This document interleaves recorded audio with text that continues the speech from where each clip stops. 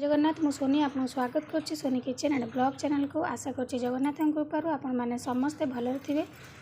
चलतु स्टार्ट करवा आज रेसिपी। आज रेसिपी अच्छी आपण जो ग्रीन मटर में आपन को बनई देखेबी तरकारी मसला तरकारी। तो देखो से गोटे गिन्ने ग्रीन मटर छड़ी नहीं जाइए 400 ରୁ 500 ग्राम हम मटर। तो ये देखो गैस लगे कि मु कड़े बसई देती कड़े ताती गलानी।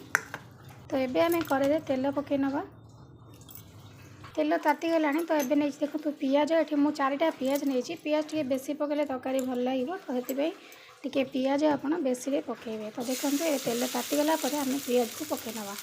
तो ये देखो मुझे नहीं अदा रसुण छेचिकी आप अदा रसुण भल भाव पेस्ट कर पियाज अदा रसुण मिसेकी ग्राइंडर करके पूरा पेस्ट कर नहीं बाटना। तो देखो ये मुझे अदा रसुण छेचा पकई नहीं गली पियाज उपर। पियाज को टी जल्दी आम भल से भाजापी तो पकई नवा ये लुण लुण पकईदे आपंकर पियाजटा जल्दी से लाल हो भाजी हो। आम पकई नवा टी हलदी गुंड। तो ये देखो पियाज भाजी है ये मुझे टमाट नहीं टमाट 2टी को काटिक नहीं। तो ये आम पियाज देहरे पकई नवा टमाटो। तो ये देखो मुझे टमाट देहरे पकई नौ मसला यहाँ मुझे मीट मसला। तो मीट मसला ये मुझे 2 चामच अधे पकई नहीं गली। तो तापर पकई नवा धनिया गुंड आपको जब करी पाउडर इच्छा अच्छे पकई पारे जीरा गुंड पकई पारे। तो देखो ये मुझे धनिया गुंड छोट चामच तो 2 चामच अधे पकई नहीं गली। तो ये आम मसला सब पकई सारापर टमाटो पियाज और मसला को भल से भाजी नवा। तो ये आम पकई नवा राग आप जी राग खाइबे से अनुसार आप राग देखिए पकई ने। तो मसला देखो टी भाजी आसला। तो ये आम पकई नवा काटिक रखि आलू आप जब आलू खाऊ ना आप आलू को ये स्किप करेंगे। तो मु कंचा मटर आलू तरकारी बनाऊँ तो ये आलू पकई। जब आप आलू पसंद ना तो आलूटा को स्किप करने खाली मटर भी यही भाव में बनइबे आलू न पकईकी। तो देखो ये मसला आलू पकई नहीं गली आलूटा पकईकी आम टिके भाजी नवा। भाजी सारापर कंचा मटर पकई नवा। तो ये देखो आलू टिके मसला सहित भाजी होगा। तो ये आम पकई नवा कंचा मटर।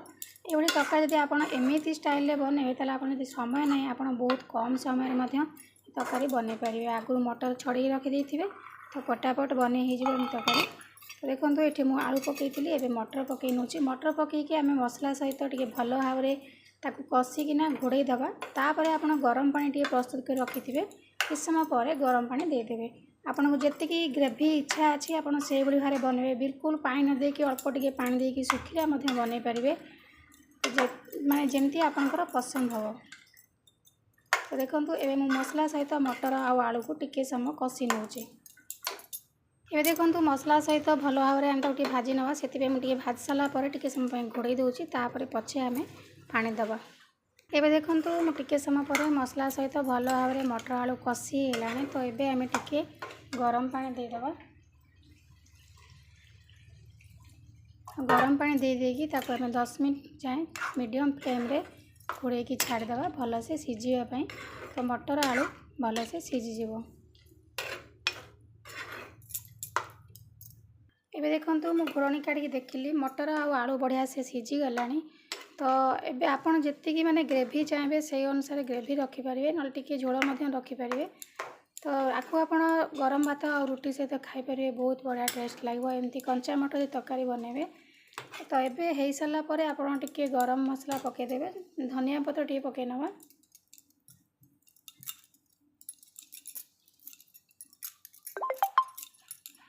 ये देखो रेडी है आमर कंचा मटर तरकारी। तो आशा करछे आज रेसिपी आपको पसंद आसो। जब पसंद आस लाइक करेंगे फ्रेंड सहित शेयर करेंगे और चैनल जब नुआ अच्छा चैनल गोटे सब्सक्राइब करने। तो आज मुझे विदाय नौ पुणी देखा आप सहित नेक्स्ट वीडियो से पर्यंत रोची नमस्कार जय जगन्नाथ।